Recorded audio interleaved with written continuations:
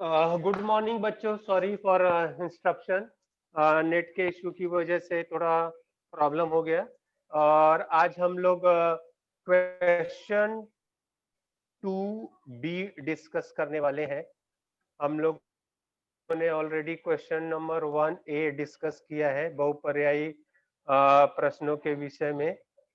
अब देखिए question 2B, ये जो क्वेश्चन है इसमें किस तरह के प्रश्न आपको पूछे जाएंगे। तो सबसे पहले इसमें जो है संख्यात्मक प्रश्न अर्थात गणित वाले जो प्रश्न होते हैं, न्यूमेरिकल टाइप, वो प्रश्न आ सकते हैं इसमें। दूसरा, नियम तथा परिभाषा लिखने के लिए आपको आएगी। तो जब भी नियम या परिभाषा किसी भी पार्ट से आपको आएगी तो आपको परिभाषा लिखना है और साथ साथ में कम से कम एक उदाहरण देना है। ठीक है। तीसरा है टिप्पणी लिखना है। क्या लिखना है? टिप्पणी। तो टिप्पणी टिप्पणी यानी शॉर्ट नोट्स लिखना है। किसी भी पार्ट से आपको शॉर्ट नोट्स आ सकता है। फिर इसके बाद रासायनिक अभिक्रिया, रासायनिक समीकरण के लिए तीसरे पार्ट में देखो रासायनिक समीकरण है, तो वो रासायनिक लिखने के लिए आपको आ सकता है। और जब आप रासायनिक समीकरण लिखेंगे तो आप उसके अंदर उसको संतुलित करना पड़ेगा। जब तक आप रासायनिक समीकरण संतुलित करके नहीं लिखेंगे आपको पूरे नंबर नहीं मिलेंगे। तो रासायनिक समीकरण असंतुलित होगा, उसको आपको संतुलित करना होगा। प्रवाह तालिका पूर्ण प्रश्न, प्रवाह तालिका यानी चार्ट के रूप में आपको प्रश्न दिए होंगे और उस चार्ट में फिलिंग द ब्लैंक्स होगा, डॉट डॉट करके होगा। तो उसको आपको फिलअप करना होगा, भरना होगा। तो प्रभाव है के लिए जैसे पाठ में बहुत इंपॉर्टेंट अंतर स्पष्ट है। अगर आप बोर्ड का पेपर देखेंगे तो हर अल्टरनेट आपको ये प्रश्न मिलेगा, द्रव्यमान और भार के बीच का अंतर स्पष्ट करने के लिए आएगा और हर पॉइंट पे आपको आधे नंबर मिलेंगे। तो 2 नंबर का ये क्वेश्चन नंबर 2B बच्चों 2 मार्क्स का हर प्रश्न होता है। आपको 3 प्रश्न हल करने होंगे। Total question number 2B 6 marks का है। 6 मार्क्स को 2-2 मार्क्स में डिवाइड कर दिया गया है। हर प्रश्न पे आपको 2 नंबर मिलेंगे। जब आप अंतर स्पष्ट लिखोगे तो हर पॉइंट पे आपको आधे नंबर मिलेंगे। तो जैसे भार और द्रव्यमान में अंतर है, तो भार के 2 पॉइंट अगर आपने सही लिखे तो 1 नंबर मिल गया, द्रव्यमान के सही आपने लिख लिए तो 1 नंबर। इस तरह से 2 नंबर आपको मिल जाएंगे। फिर इसके बाद है गुणधर्म, वैशिष्ट, लक्षण, लाभ, हानि, परिणाम, परिणाम यानी प्रभाव। ऐसे मुद्दे, ऐसे प्रश्न आपको आएंगे। जब ऐसे प्रश्न आएंगे, किसी का गुण लिखना है, जैसे धातुओं का गुणधर्म लिखना है, अधातुओं का गुणधर्म लिखना है, ठीक है। तो जब ऐसे प्रश्न पूछे जाएंगे, हर पॉइंट होंगे और हर पॉइंट आपको हाफ नंबर मिलेगा। तो गुणधर्म के ऊपर प्रश्न पूछे जा सकते हैं। वैज्ञानिक कारण पूछा जा सकता है। तो वैज्ञानिक कारण जब आप लिखोगे तो मुद्दे के रूप में यानी पॉइंट वाइज आपको लिखना है और पॉइंट वाइज जब आप लिखोगे तो हर पॉइंट पे आपको मार्क्स मिलेंगे। ठीक है। और उसके बाद ऐसा भी प्रश्न आ सकता है कि उदाहरण लिखना है। क्या लिखना है आपको? उदाहरण लिखने के लिए आ सकता है। किसी भी घटक या संकल्पना के ऊपर, जैसे उदाहरण के तौर पे वैश्विक गुरुत्वाकर्षण है तो उसका उदाहरण लिखिए। ठीक है। या लोहे का उपयोग कहाँ कहाँ पे हो सकता है, चांदी का उपयोग कहाँ कहाँ पे हो सकता है, उसका उदाहरण लिखिए। तो इस तरह से उदाहरण पर आधारित प्रश्न ये आपके क्वेश्चन नंबर 2 में आते हैं। तो क्वेश्चन नंबर 2 ये जो प्रश्न है बच्चों, इसमें संख्यात्मक प्रश्न आएँगे और संख्यात्मक प्रश्न में सबसे ज़्यादा फ़ायदा ये होता है बच्चों कि अगर आपने सूत्र सही लिख दिया तो हाफ नंबर मिल गए। अगर आपने जो आंसर है वो अगर आपने सही लिख दिया, उसकी इकाई सही लिख दी तो आपको हाफ नंबर मिल जाएँगे।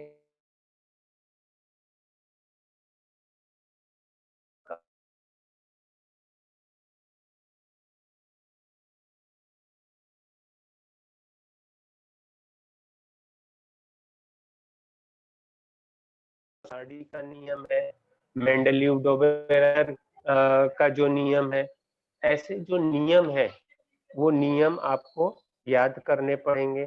फिर तीसरा जो टिप्पणी है, वो टिप्पणी किसी-किसी की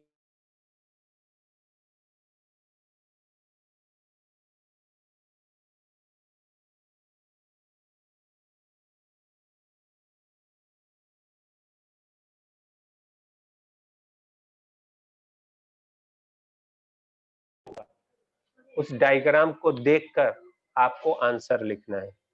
चौथा जो है आपका रासायनिक अभिक्रिया। रासायनिक अभिक्रिया ये थोड़ा-सा कठिन जाता है बच्चों को, लेकिन रासायनिक अभिक्रिया में कभी-कभी क्या होता है कि 2 सूत्र दिए होते हैं मतलब अभिकारी पदार्थ दिया होगा या परिणामी पदार्थ दिया होगा और बीच का आपको भरना रहता है। तो अगर आप 1-2 बार उसको पढ़ोगे तो वो आपको समझ में आ सकता है। प्रभात तालिका चार्ट दिया होगा, चार्ट में कुछ खाली जगहें होंगी, उनको आपको भरना होगा और अगर आपने उसको सही ध्यानपूर्वक भर दिया, तो आपको पूरे नंबर मिल सकते हैं। अंतर स्पष्ट के बारे में मैंने आपको बताया, गुणधर्म के बारे में मैंने आपको बताया, वैज्ञानिक कारण और उदाहरण। ठीक है? अब हम लोग कुछ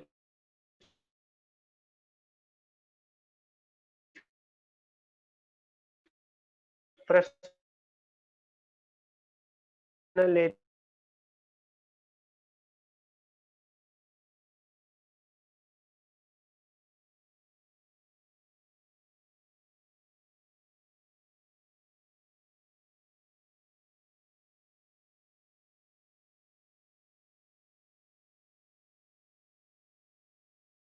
और क्वेश्चन नंबर 1 जैसे मैंने आपको बताया हम लोगों ने पहले इसको डिस्कस कर लिया है। अब हम लोग सीधा नंबर 2 पे जाते हैं। तो क्वेश्चन नंबर 2 में देखिए ए और बी ऐसा 2 है। देखिए क्वेश्चन नंबर 2 ए है वैज्ञानिक कारण है। आज जो हमको डिस्कस करना है वो क्वेश्चन नंबर 2 बी है। अब क्वेश्चन नंबर 2 बी देखिए निम्नलिखित प्रश्नों के उत्तर लिखिए। कोई 3 प्रश्न करने हैं और आपको देखिए 6 मार्क के ये प्रश्न है यानी हर क्वेश्चन आपको 2 मार्क देगा। जैसे मैंने बताया कि क्वेश्चन नंबर 2 बी में क्या आ सकता है संख्यात्मक। तो यहाँ पे देखिए एक संख्यात्मक प्रश्न दिया हुआ है कि 5 किलोग्राम द्रव्यमान वाले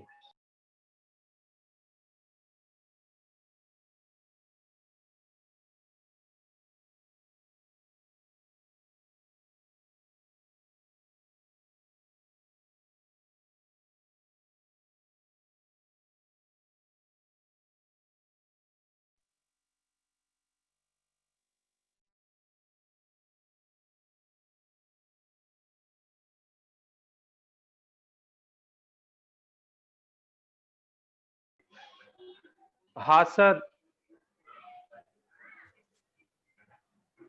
हेलो। हाँ सर, एक मिनट। हेलो। हाँ सर, आवाज आ रही?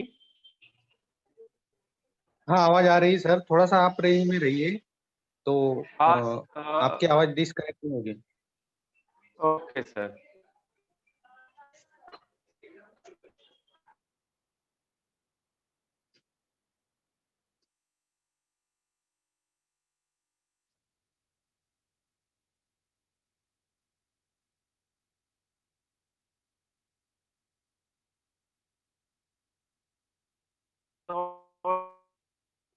सेल्सियस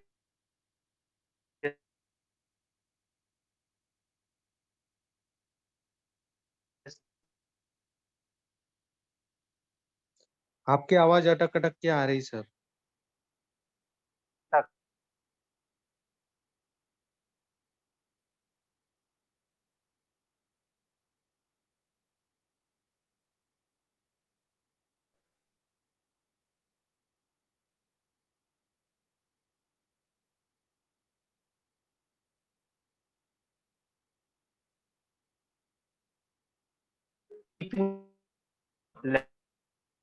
हेलो, आपकी आवाज नहीं आ रही सर।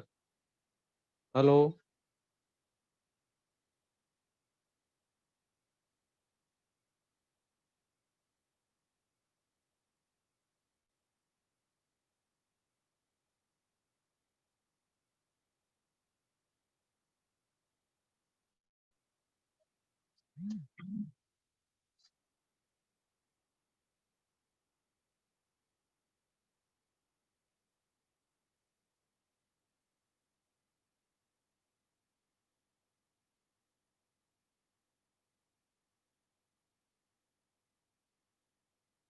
सर आवाज आ रही है? हाँ, आ रही सर, आपकी आवाज आ रही। ओके।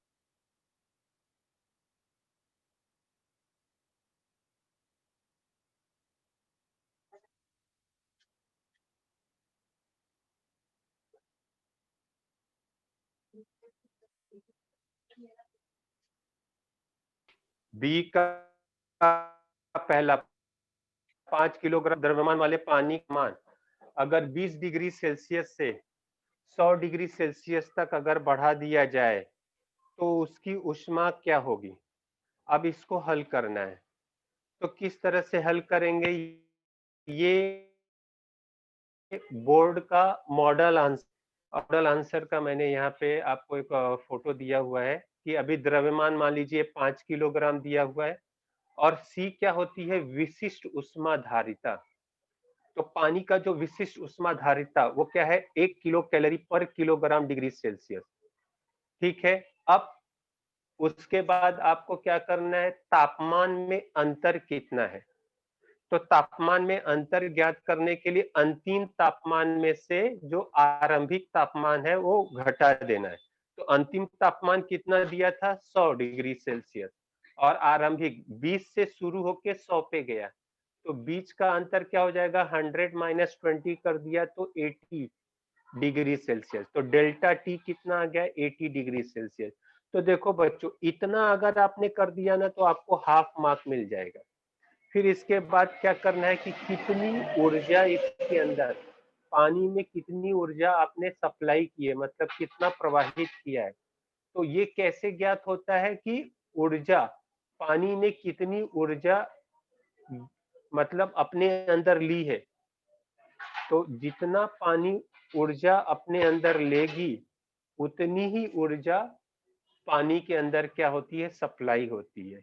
तो इसका सूत्र क्या है? पानी का द्रव्यमान यानी पानी का भार गुणे विशिष्ट उष्माधारिता। किसका? पानी की विशिष्ट उष्माधारिता और जो तापमान में परिवर्तन हुआ है वो। तो क्या क्या है? द्रव्यमान, पानी का द्रव्यमान गुणे पानी की विशिष्ट उष्माधारिता गुणे तापमान में परिवर्तन, पानी के तापमान में परिवर्तन। तो मास ऑफ वाटर यानी पानी का द्रव्यमान, उसको हम लोग m से दर्शाते हैं। विशिष्ट उष्माधारिता c है, तापमान में अंतर डेल्टा t है, वो हम लोगों ने अभी ज्ञात किया। तो द्रव्यमान कितना दिया हुआ है बच्चों? देखो यहाँ दिया है ऊपर 5 किलोग्राम। विशिष्ट उष्माधारिता क्या है? c है। और तापमान कितना है? परिवर्तन डेल्टा टी 80 है। तो 5 गुणे 80। अब आप बोलोगे सर सी का मान यहाँ पे नहीं लिखा है। तो बच्चों देखो सी का मान क्या है? 1 है। तो अगर आप 1 लिखो या ना लिखो, ठीक है, वो कंसिडरेबल है, वो मतलब वो मान्य है कि वहां पर 1 होगा। तो अभी 5 में 80 का गुणा करोगे तो 400 किलो कैलोरी, 8 पंजे 40, तो 400 किलो कैलोरी होता है।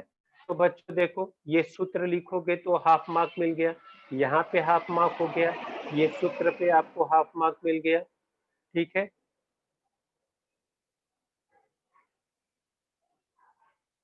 ये सूत्र पे आपको हाफ मार्क मिल गया। और इस तरह से देखिए, सूत्र पे हाफ मार्क मिल गया, m इंटू सी। अगर ये बीच का आप नहीं लिखे, लेकिन अगर आपने को याद है कि m इंटू सी इंटू डेल्टा टी, तो देखो m इंटू सी इंटू डेल्टा टी लिख दिया ना, तो भी हाफ मार्क मिल जाएगा। ओके, पहले डेल्टा टी आप ज्ञात कर लो, 100 माइनस 20 करके 80 डिग्री, तो हाफ मार्क मिल गया। m इंटू सी इंटू डेल्टा टी लिख दिए तो हाफ मार्क मिल गया। अब इन दोनों की वैल्यू रख दो, मान रख दो, m का मान रख दो, डेल्टा टी का मान रख दो, तो हाफ मार्क मिल गया और राइट आंसर आ गया, तो हाफ मार्क। इस तरह से ये 2 मार्क का आपका प्रश्न हो जाता है। तो ये संख्यात्मक प्रश्न का एक उदाहरण हम लोगों ने ले लिया। अब दूसरा प्रश्न जो सबसे इंपॉर्टेंट है, और आप लोगों को भी पता है, इतने दिनों से आप लोग पढ़ रहे हो, इतने महीनों से, कि ये विद्युत धारा चैप्टर में फ्लेमिंग के दाएं हाथ का नियम, बाएं हाथ का नियम, दोनों में से एक प्रश्न तो हर बोर्ड एग्जाम में आता ही है। अब यहाँ पर बच्चों देखो क्या दिया हुआ है, फ्लेमिंग के दाएं हाथ का नियम आपको आकृति का निरीक्षण करके, आपको मैंने बताया था ना, प्रवाह तालिका के आधार पे प्रश्न आता है बच्चों। देखो ये आपकी प्रवाह तालिका है, यहाँ पर आपको ए और बी, ये दो का सिर्फ नाम लिखना है बच्चों, सिर्फ उतना लिख दोगे, ऐसे बॉक्स बना के सिर्फ लिख दो, आपको 2 नंबर मिल जाएंगे। ठीक है, तो अभी आपको इसके अंदर क्या क्या लिखना है, ए और बी का मान लिखना है। तो आपको पता है यहाँ अंगूठे का तो दिया है विद्युत चालक की गति है। अब ए क्या होता है बच्चों, चुंबकीय क्षेत्र की दिशा। तो आपको क्या करना है, आपके आंसर पेपर में ए लिखना है, उसके आगे क्या लिख दोगे, चुंबकीय क्षेत्र की दिशा। 1 नंबर आपको मिल गया। ये आकृति बनाने की आपको जरूरत नहीं है, सिर्फ कैपिटल ए लिखो और उसके सामने क्या लिखोगे, चुंबकीय क्षेत्र की दिशा। मॉडल आंसर मैं आपको दिखाता हूं इसका। देखो ए लिखना है आपको ऐसे, इस प्रश्न का उत्तर आपको कैसे लिखना है वो सबसे इंपॉर्टेंट है। ठीक है बच्चों, आप बच्चों को क्या लगता है कि सप्लीमेंट ज्यादा लो तो ज्यादा मार्क्स मिलेंगे, लेकिन साइंस में ऐसा नहीं होता है। आपको कम सप्लीमेंट में, यानी कम लिखावट में ज्यादा मार्क्स लेने हैं। तो इस तरह से आपको आंसर लिखना है। अभी फ्लेमिंग के दाहिने हाथ का नियम आया और ए और बी ये 2 बॉक्स है, तो जरूरी नहीं है। बहुत सारे बच्चे क्या करते हैं, हाथ बनाते हैं, फिर बॉक्स बनाते हैं और फिर आंसर लिखते हैं, इतने में उनका 5 मिनट चला जाता है। वो 5 मिनट वो किसी और प्रश्न पे रख सकते हैं, सोच सकते हैं। तो आपको क्या करना है, ए लिखना है, ए डैश कर दो और उसके आगे लिख दो, क्या लिखोगे, चुंबकीय क्षेत्र की दिशा। 1 नंबर ये मिल गया। हाँ बच्चों, एक चीज ध्यान रखना, बहुत सारे बच्चे गलती क्या करते हैं, वहां ए और बी नहीं लिखते, सिर्फ ऐसे ही लिख देते हैं चुंबकीय क्षेत्र की दिशा, और दूसरा क्या लिखे देंगे, विद्युत चालक प्रेरित विद्युत धारा की दिशा। तो ये थोड़ा सा गलत हो जाता है। आपको ए और बी करके लिखना है। ए में क्या लिखोगे, चुंबकीय क्षेत्र की दिशा लिखोगे, बी में क्या लिखोगे, विद्युत चालक प्रेरित विद्युत धारा की दिशा, विद्युत चालक प्रेरित विद्युत धारा की दिशा, विद्युत चालक प्रेरित विद्युत धारा की दिशा। तो ये आपके 2 मार्क हो जाते हैं। ठीक है, तो इस तरह से मार्क्स लेना बहुत आसान है साइंस में। अब इसके बाद का प्रश्न हम लोग डिस्कस करते हैं।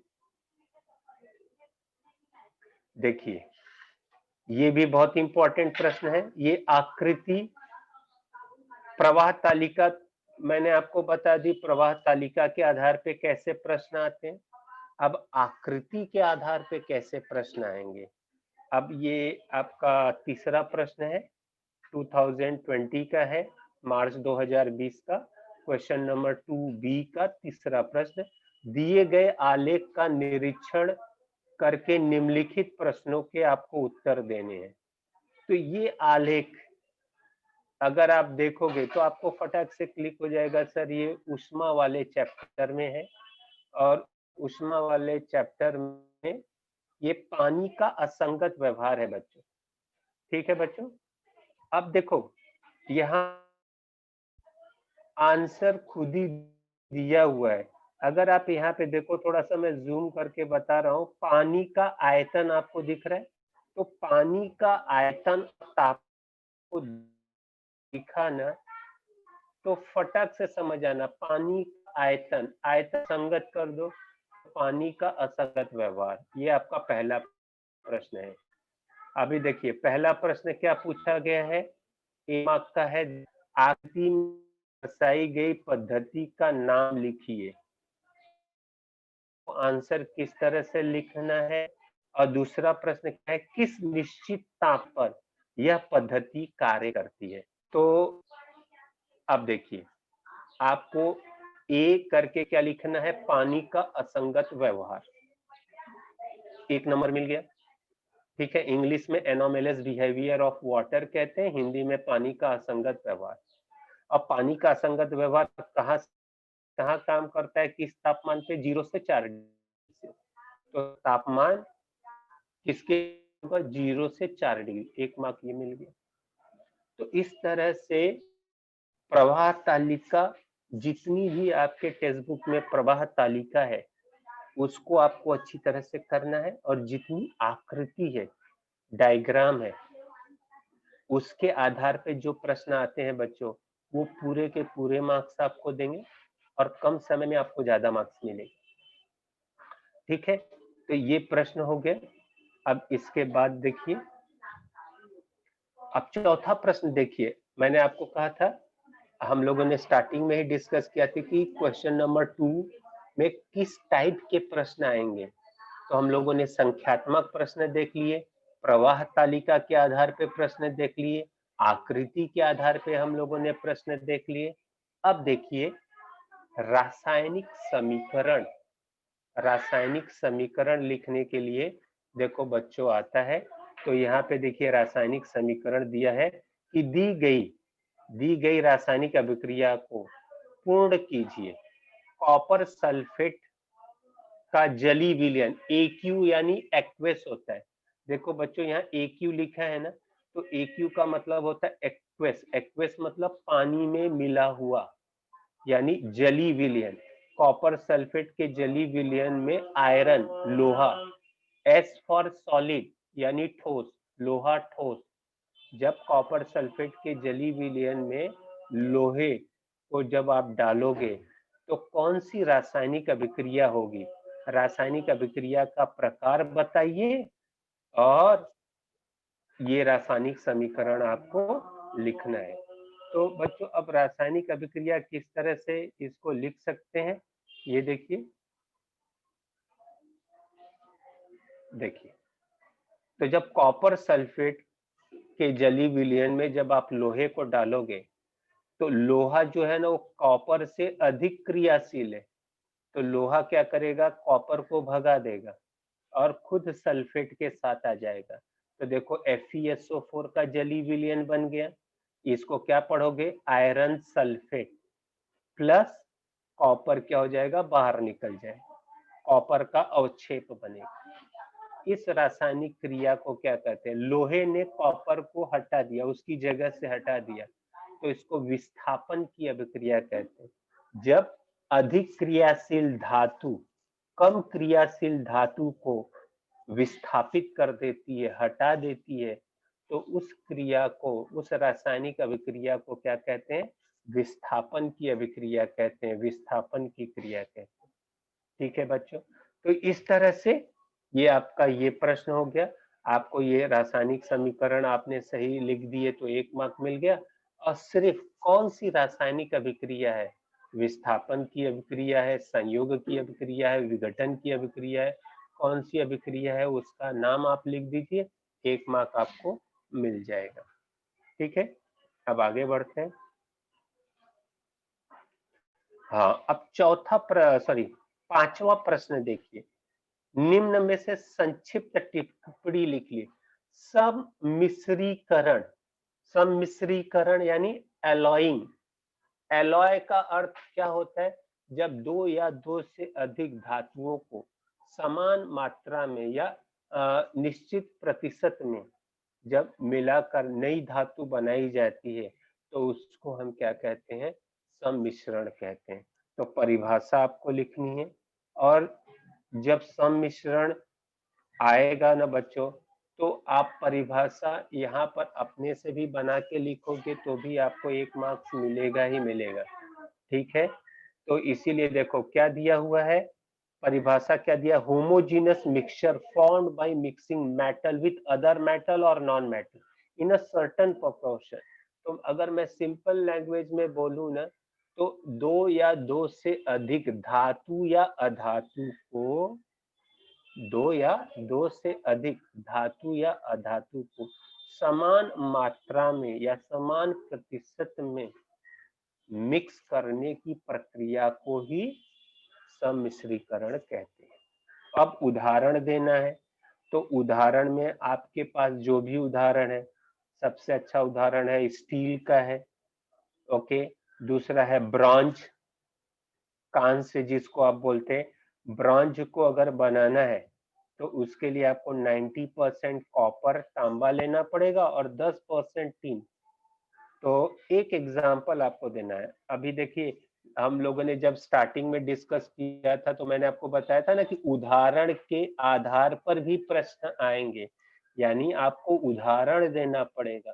तो यहाँ आपने देखो उदाहरण दे दिया ब्रॉन्ज का, तो परिभाषा भी हो गई। किसकी परिभाषा, सम्मिश्रीकरण की परिभाषा। तो परिभाषा के आधार पे प्रश्न आ गया, उदाहरण के आधार पे भी प्रश्न आ गए। तो सम्मिश्रीकरण की परिभाषा आप लिख दीजिए और उसका एक उदाहरण आप दे दीजिए। तो यहाँ ब्रॉन्ज का उदाहरण है, ब्रॉन्ज में कॉपर 90% और टिन 10%। हाँ बच्चों, ये प्रश्न में सम्मिश्रीकरण का जब प्रश्न आएगा ना, तो उसमें परसेंटेज आपको लिखना पड़ेगा। अगर आप परसेंटेज नहीं लिखोगे ना, तो आपको 1 मार्क नहीं, हाफ मार्क मिलेगा। तो इसलिए ये चीज यहाँ पे ध्यान में रखना। अगर आप सम्मिश्रीकरण की परिभाषा लिखते हो और उसका उदाहरण देते हो, तो उदाहरण में परसेंटेज जरूर आना चाहिए। इसीलिए ये ब्रांच वाला ना सबसे इजी है, क्योंकि इसके अंदर सिर्फ दो ही धातु है, कॉपर और टिन है। तो ये आप अच्छी तरह से ध्यान में रखना।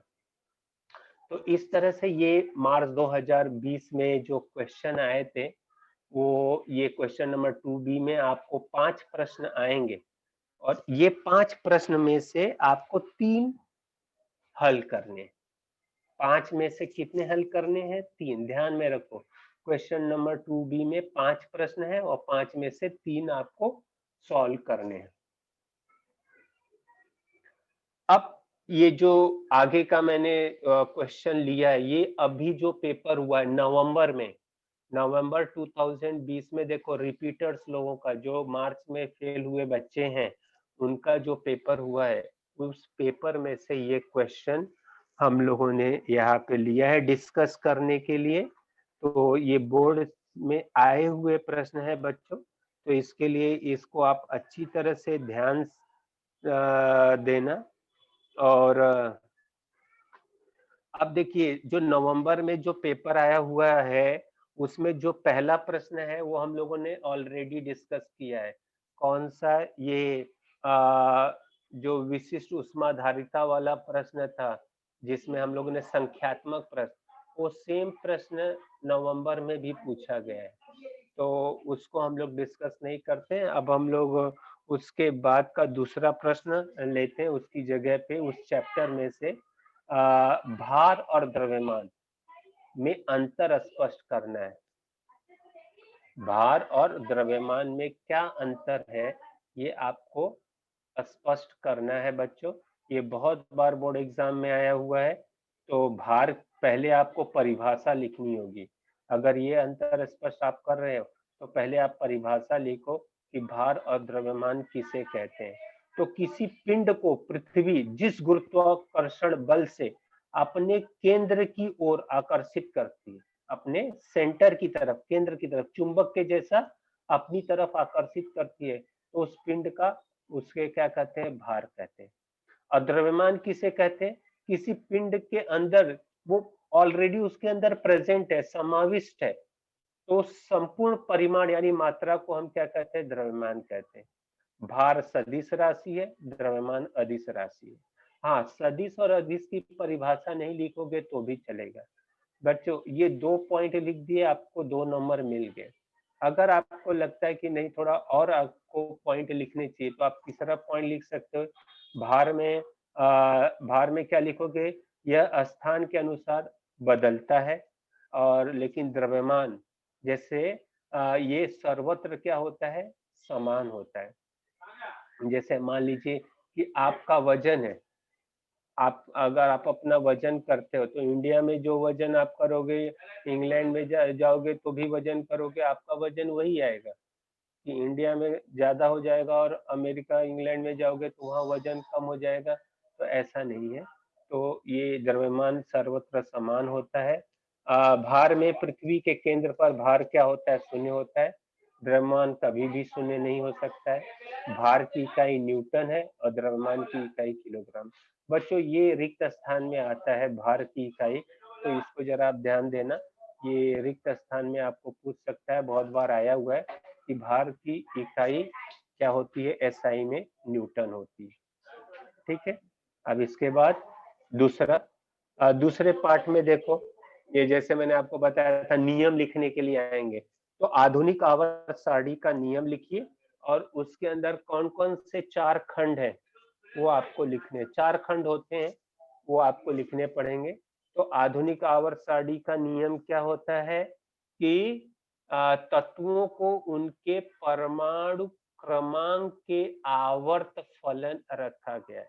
आधुनिक आवर्त सारणी की खोज किसने की थी? मोसले ने। और बाकी सब डोबे रायनर, न्यूलैंड, ये मेंडलीव, ये सब लोगों ने परमाणु का द्रव्यमान लिया, लेकिन मोसले ये पहला वैज्ञानिक था जिसने तत्वों को उनके परमाणु क्रमांक के आरोही क्रम में रखा। आरोही मतलब बढ़ता हुआ क्रम। ये आधुनिक आवर्त सारणी का नियम हो गया। 4 खंड, ये 1 मार्क आपको मिल गए। इतना आपने लिख दिया। आधुनिक आवर्त सारणी का नियम क्या है कि तत्वों को उनके परमाणु क्रमांक के आरोही क्रम में रखा गया। और 4 खंड कौन कौन से हैं? एस खंड, पी खंड, डी खंड, एफ खंड। ऐसे 4 खंड अगर आपने लिख दिए तो ये आपको 2 मार्क हो जाएंगे। 4 खंड एसपीडीएफ। ठीक है। अब इसके बाद प्रवाह तालिका के आधार पे देखो ये प्रश्न पूछा गया हुआ है। ये प्रवाह तालिका और रासायनिक समीकरण, ठीक है। क्वेश्चन नंबर 2 बी में रासायनिक समीकरण भी आता है, प्रवाह तालिका भी आता है। तो यहाँ दोनों को एक साथ दे दिया है। देखो रासायनिक समीकरण को प्रवाह तालिका के रूप में दिया हुआ है।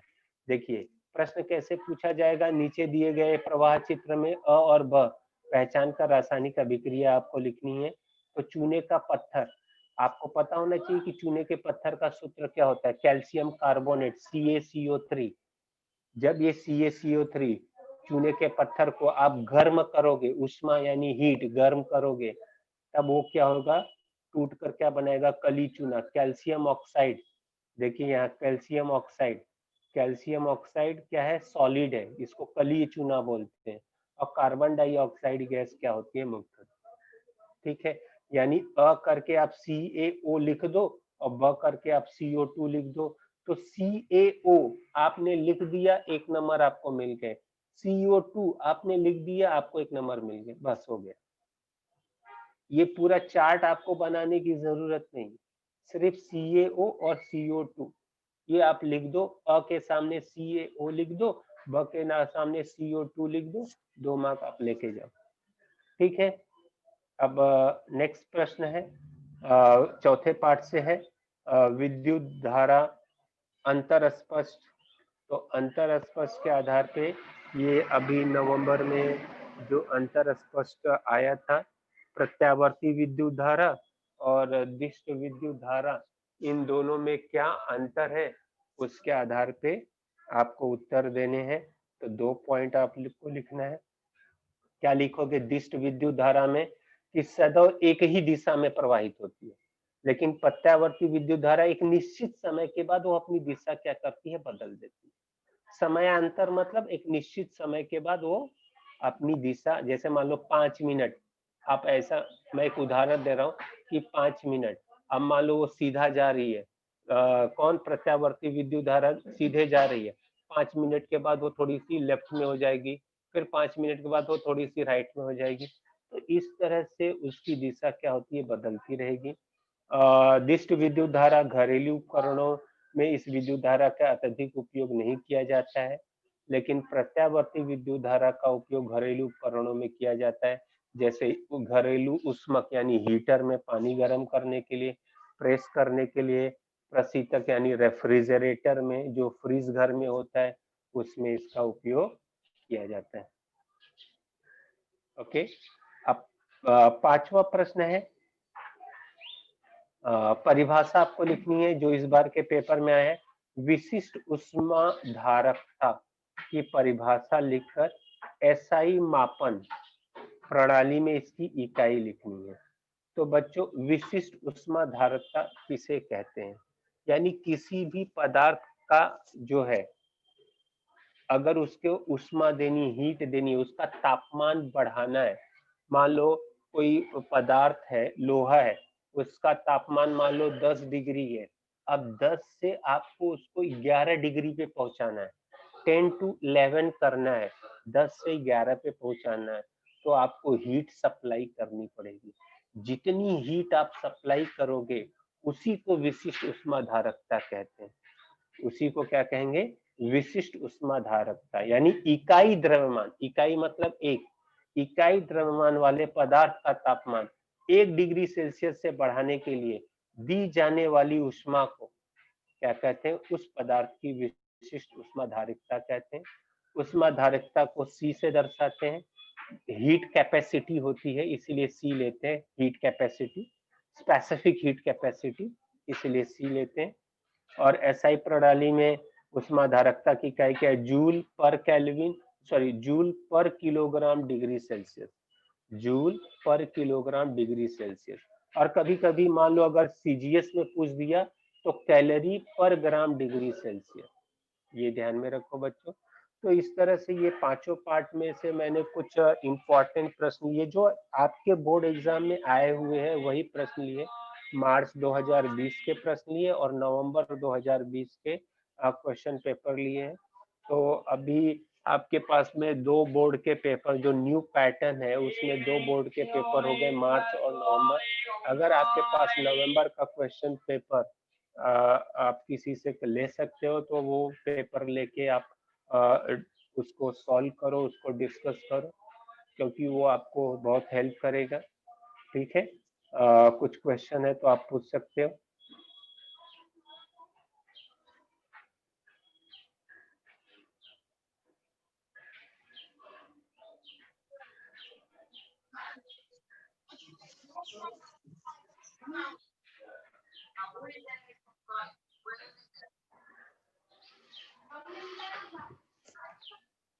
हेलो। हाँ सर, कोई क्वेश्चन हाँ करना है बच्चों को? हाँ सर, एक मिनट। हाँ बच्चों, इस टॉपिक से संबंधित अगर कोई क्वेश्चन है तो आप लोग पूछ सकते हो। आपको अगर कुछ क्वेश्चन पूछना है, कुछ पॉइंट समझ में नहीं आए, जो भी शंका है आपके मन में, आप लोग पूछ सकते हो। सर आपके शंकाओं का निरसन करेंगे। आप अगर कोई क्वेश्चन पूछना चाहते हो तो अपना हैंड राइज कीजिए।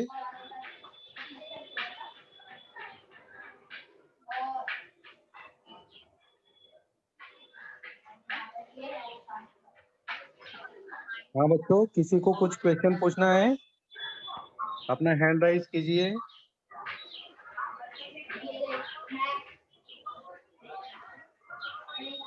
हाँ, शायद किसी को कुछ पूछना नहीं है सर, उनको बहुत अच्छे से समझ में आया। Thank you sir, thank you very thank you, much. Thank you sir.